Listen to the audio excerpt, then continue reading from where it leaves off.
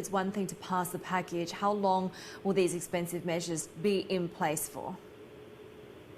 Yeah, it could be quite some time, Heidi. Even the Prime Minister, Scott Morrison, admits the crisis could last a lot longer than the 6 months that this subsidy plan is going to be in place for. This is going to cost, as you say, $80 billion US, 130 billion Australian.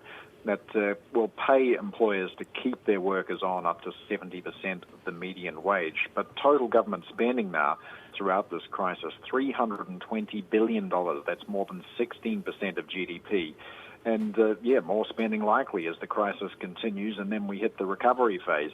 We've already got the budget delayed until October. It was meant to be next month, and that should see the largest deficit since World War II.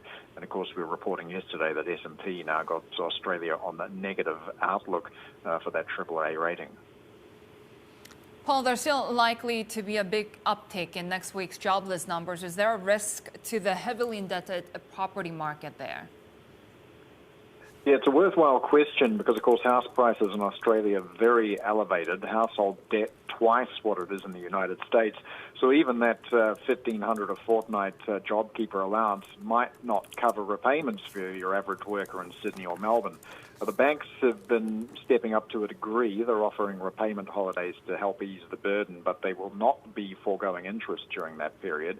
The banks should be okay, though. A recent stress test from the regulators saw that even with unemployment at 11%, which could be possible for March, they found that losses, reduction of capital would happen, but they'd still stay above the regulatory minimum for Tier 1 capital.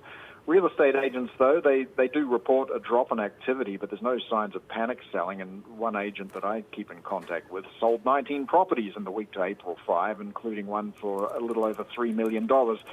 So the housing market not feeling the impact yet.